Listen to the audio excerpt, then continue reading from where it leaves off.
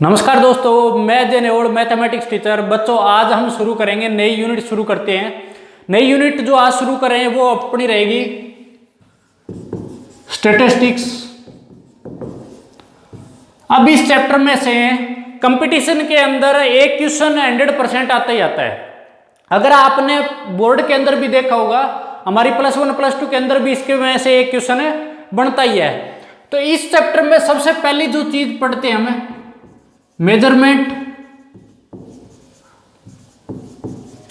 Of central tendency. अब measurement कैसे करते हैं कोई भी सेंट्रल टेंडेंसी के अंदर? सबसे पहली चीज पढ़ते हैं सेंट्रल टेंडेंसी के अंदर इसकी डेफिनेशन क्या होती है? An average value generally lies in the central part of the distribution.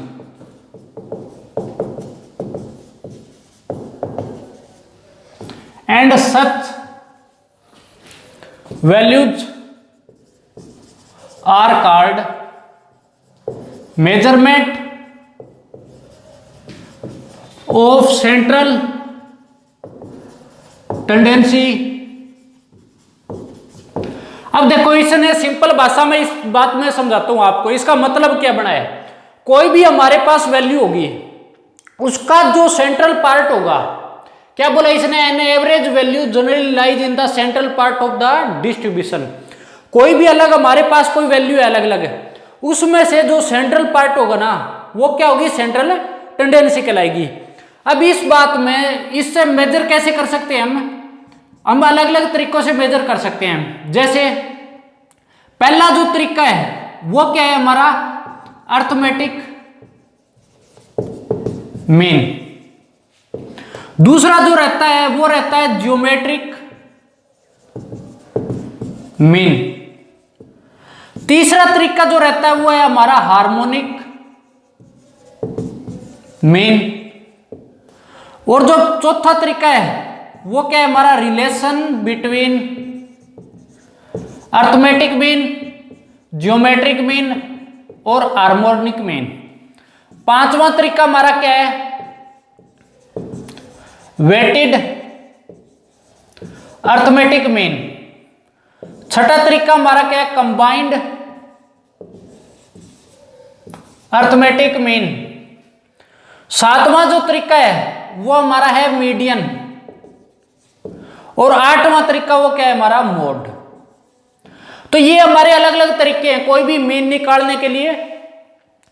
जैसे हम सबसे पहले बात करते हैं जो हमारे 1 से लेके 6 तक, ये किसके पार्ट है? सारे के सारे जो 1 से 6 वाले यहां तक जो पार्ट है ये आते हैं मीन के अंदर। ये किसके अंदर आते हैं? मीन के अंदर। अब सातवां जो 8वां है वो क्या है? मीडियन और मोड बेस है। तो जो हमारा मीन के अंदर क्या पढ़ेंगे? Arithmetic mean, geometric mean, harmonic mean. और रिलेशन किसके बीच में? अर्थमेटिक मीन, ज्योमेट्रिक मीन और हार्मोनिक मीन।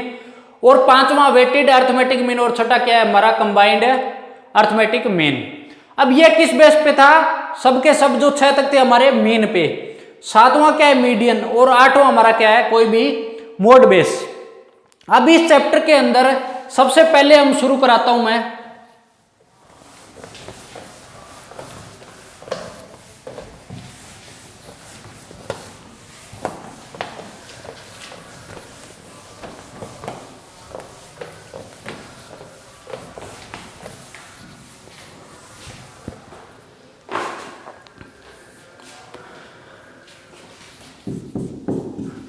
सबसे पहला पार्ट है हमारा अर्थमेटिक मीन।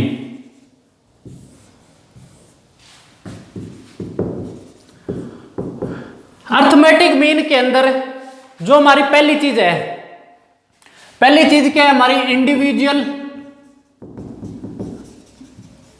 ऑब्जर्वेशन।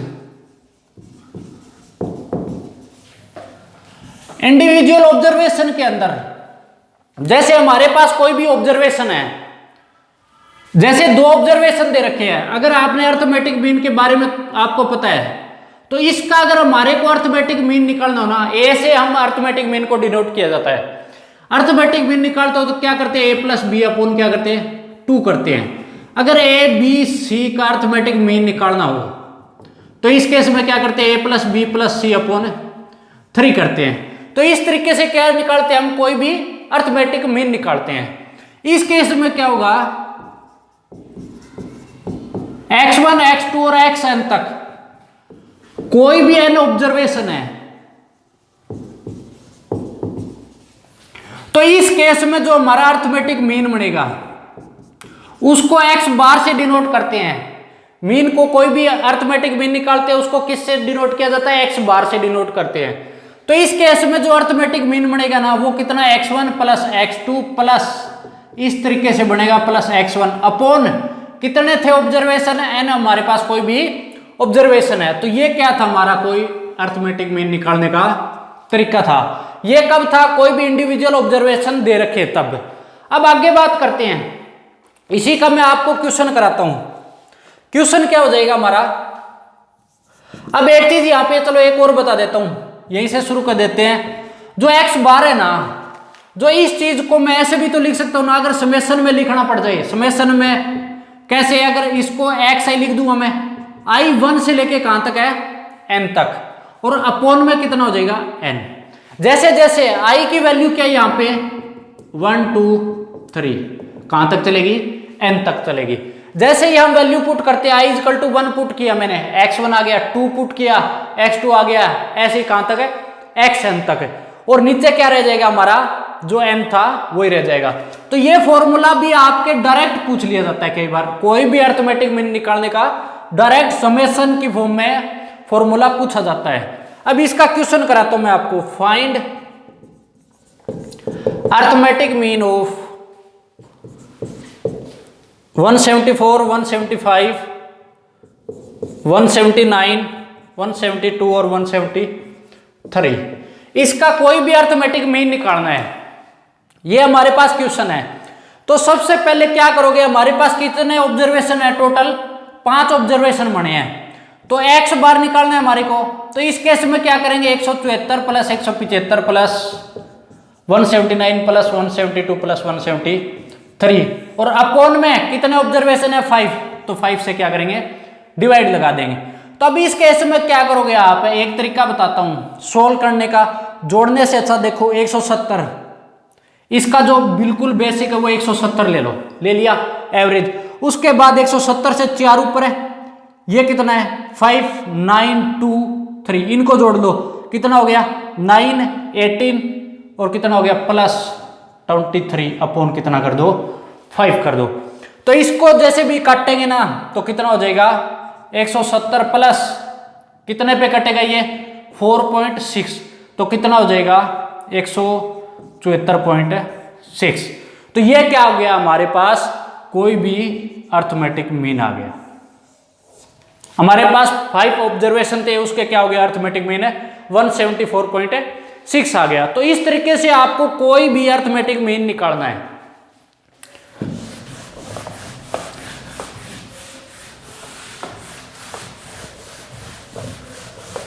यह था हमारा पहला क्वेश्चन। नेक्स्ट क्वेश्चन पे बात करते हैं।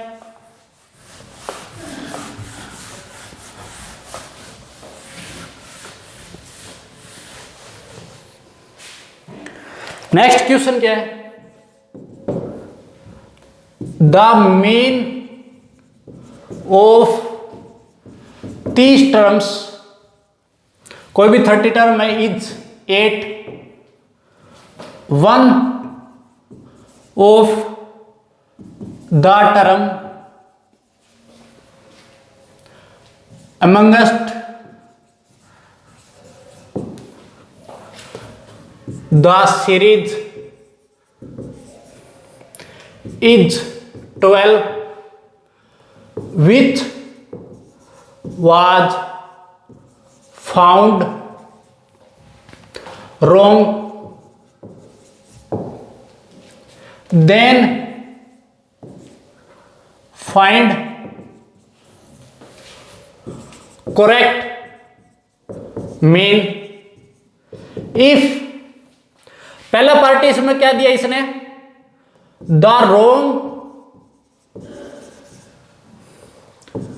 Number is subtracted from the series.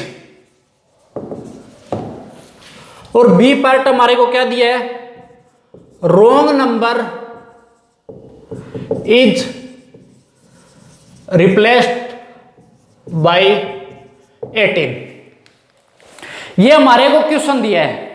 अब इस क्वेश्चन में सबसे पहले ये चीज को समझो, दिया क्या है हमारे को। सबसे पहली लाइन में क्या दिया, the mean of 30 terms is 8। कोई भी हमारे पास 30 टर्म है, इसका मतलब क्या दे रखा है हमारे को, n दे रखा है कितना, 30, और उसका मीन मतलब क्या दे रखा है इसने, x बार दे रखा है, और वो कितना दे रखा है, 8 दे रखा है ना। One of the term amongst the series is 12। कोई भी हमारे पास सीरीज है उसमें से कोई भी एक सीरीज 12 है विच वाज फाउंड रोंग, और वो क्या है, हमारी गलत सीरीज है।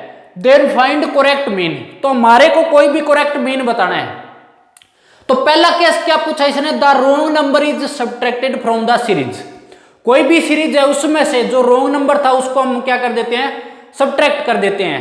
तब इस केस में जो पहला पार्ट है उसको बताता हूं मैं, एक्स बार इक्वल टू क्या होता है, समेशन में एक्स आई अपॉन क्या करते हैं हम, एन करते हैं ना। तो इस केस में हमारे को एक्स बार दे रखा है कितना, 8 equal to summation of x i हमारे को निकालना है, एन हमारे पास कितना है 30 है। तो ये क्रॉस मल्टीप्लाई होगा तो समेशन में एक्स आई इक्वल टू कितना आ गया हमारा, ये इसमें 30 इंटू में 8 कितना हो गया, 240 आ गया। तो ये तो क्या हो गया, समेशन ऑफ एक्स आई आ गया। तो अभी क्या करना है, the wrong number is subtracted from the series में से रोंग नंबर को सब्ट्रैक्ट करना है। सब्ट्रैक्ट करना है इसका मतलब क्या हो गया, हमारे को करेक्ट मीन निकालना है। तो क्या हो जाएगा, एक्स बार करेक्ट, जो करेक्ट निकालना है। यहां से शुरू करते ही हमारे पास हमने क्या निकाल दिया, समेशन ऑफ एक्स आई निकाल दिया। तो एक्स बार पहले पार्ट का एक्स बार करेक्ट निकालना है हमारे को मीन। तो अब इस केस में क्या करोगे, टोटल कितना है 240, जो समेशन एक्स आई कितना दे रखा है 240, इसमें से क्या सब्ट्रैक्ट करोगे, -12 अपॉन कितनी सीरीज बची है, देखो एक सीरीज तो मैंने यहां से सब्ट्रैक्ट कर दी, तो 30 में से कितनी बची 29। तो ये कितना हो जाएगा हमारा, यहां से अगर करते हैं तो 228 अपॉन कितना हो गया 29।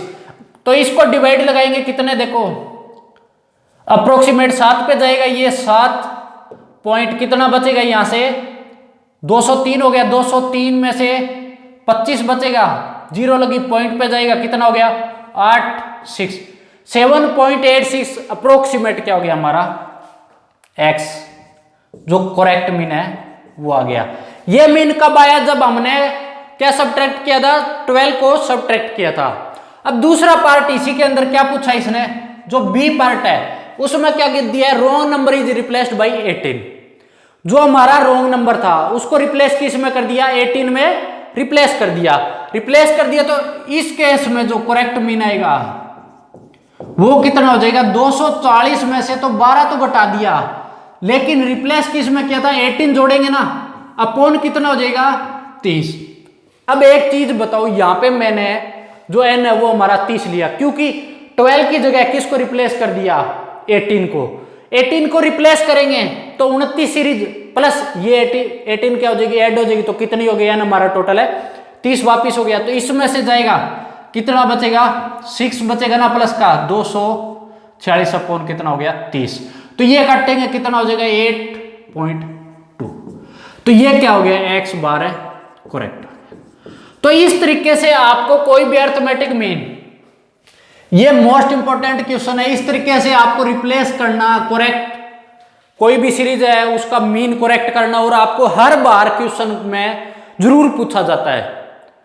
तो इस क्वेश्चन को आपको हर चीज ध्यान से देखनी है, एक एक चीज का पता होना चाहिए भाई किस टाइप से हमने ये इस क्वेश्चन को किया है।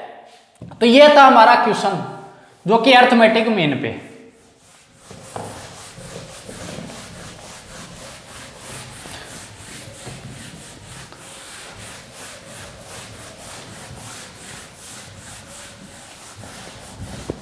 अब नेक्स्ट पे बात करते हैं हम। नेक्स्ट हमारे पास क्या है,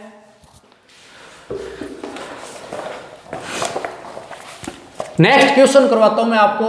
नेक्स्ट क्वेश्चन ये है, find the arithmetic mean of first n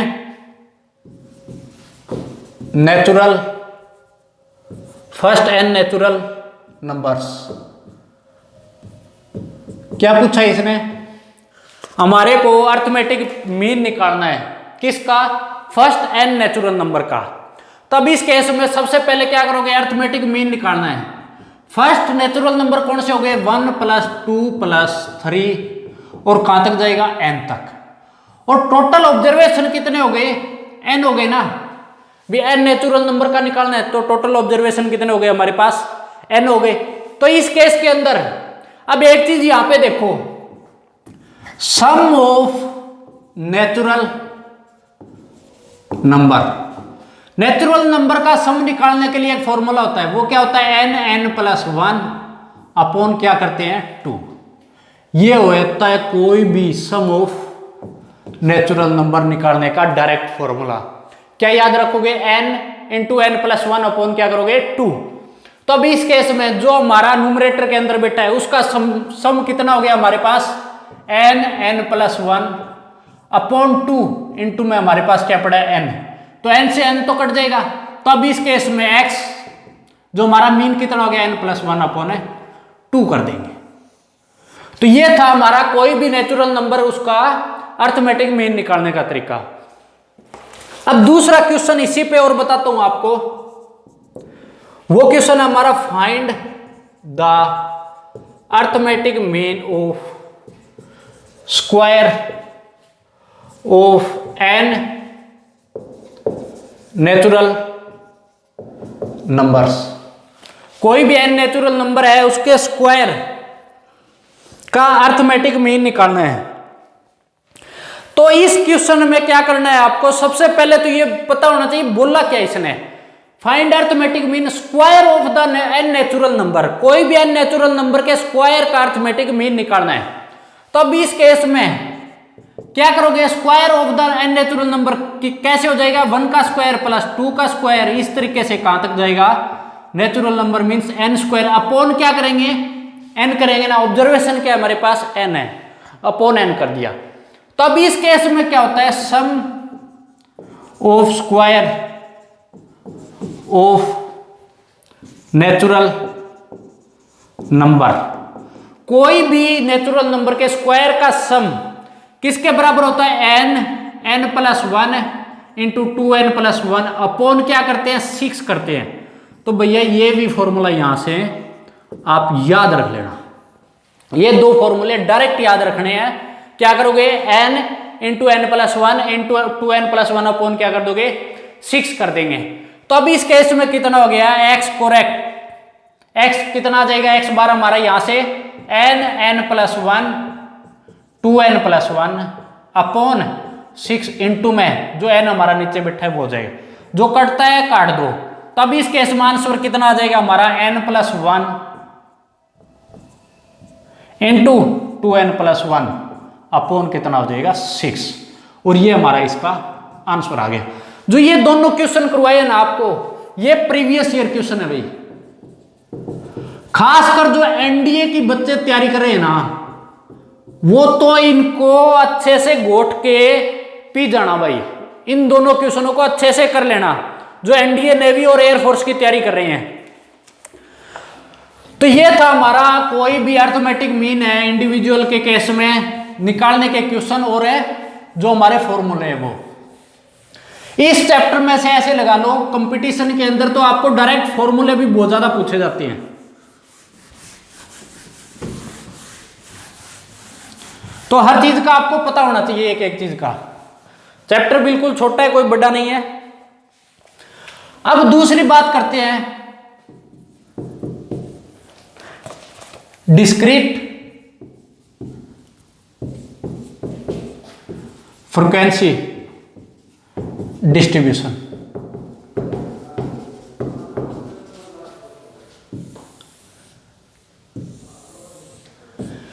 discrete frequency distribution. अब इसके अंदर सबसे पहले कोई भी अर्थमेटिक मीन निकालना है। कैसे? उस केस में तो हमारे पास क्या था, इंडिविजुअल, हमारे पास कोई भी ऑब्जर्वेशन तो थे तो हमने निकाल दिया। अब इस केस में कोई भी डिस्क्रीट फ्रीक्वेंसी डिस्ट्रीब्यूशन के अंदर क्या देखते हैं, जैसे हमारे पास x1 x2 और xn बी एन ऑब्जर्वेशन, कोई भी ऑब्जर्वेशन है। Similarly then